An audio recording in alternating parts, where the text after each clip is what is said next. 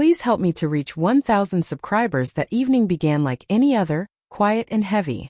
Me, my wife, and the kind of silence that settles between two people who've forgotten how to connect. She perched on the edge of the bed, eyes fixed on her phone, the screen's glow painting her face in pale light. I lingered in the doorway, searching for words that wouldn't sound like the same tired lines I'd repeated too many nights. Heading to bed?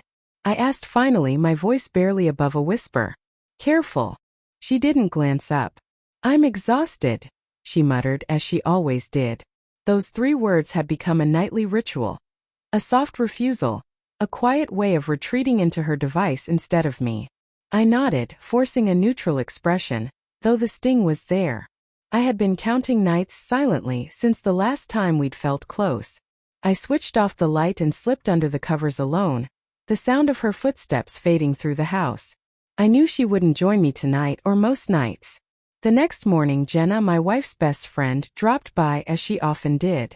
Outgoing, radiant, and warm. She had a way of making every room feel alive. She'd been part of our lives for years, friends with my wife since college. I liked her, but there was something in her gaze I couldn't decipher, part teasing, part something else. As they sat at the kitchen counter, laughing over something on Jenna's phone, I noticed the ease in my wife's smile. That kind of unguarded, radiant smile had been missing for months. Watching her laugh brought a strange mix of relief and envy. Jenna stayed through dinner, and the evening passed more smoothly than usual. My wife spoke freely. We reminisced about vacations, silly fights, and the early days of our marriage when love felt effortless. But amid the laughter, subtle things caught my attention. The way Jenna's eyes lingered when my wife wasn't looking, the softness in her voice when she addressed me, the attentiveness in her expression. It wasn't overt flirtation, more curiosity, perhaps empathy, but it hung in the room longer than it should have.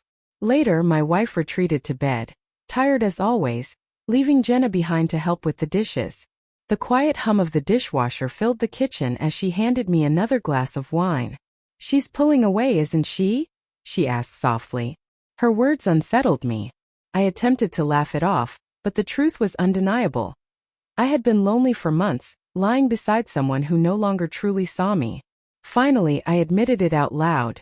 The emptiness, the invisibility. Jenna didn't speak, she just listened, silently acknowledging my confession. After a pause, she said something that has lingered in my mind ever since. You deserve to be noticed.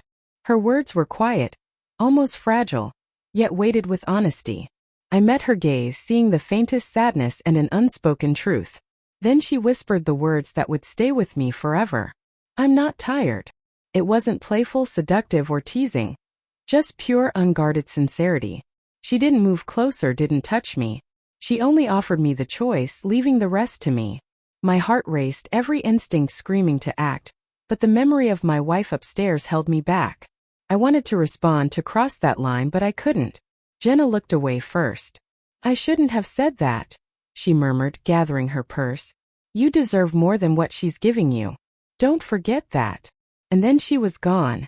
The door shut softly behind her, leaving me alone with my thoughts, my heart still hammering from what almost happened. Sleep didn't come. I lay awake, listening to my wife breathing beside me, wondering how we had drifted so far apart, questioning if she'd ever notice my absence. When her hand brushed my arm in her sleep, I nearly broke down. Despite the anger, the temptation, I still loved her, but I didn't know how much longer that love could endure. The following morning, she acted as though nothing had shifted. Coffee, smiles, a soft kiss before leaving for work. I wanted to scream, to tell her, "You're losing me." But I stayed silent, standing in the quiet, wondering if she'd even notice when I was gone. A few days later, Jenna sent a brief text. Sorry about the other night. I care about both of you.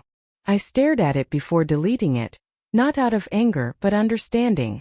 She hadn't been acting on desire. She had been acknowledging a fading presence, reminding me that I was still visible. Months have passed since that night.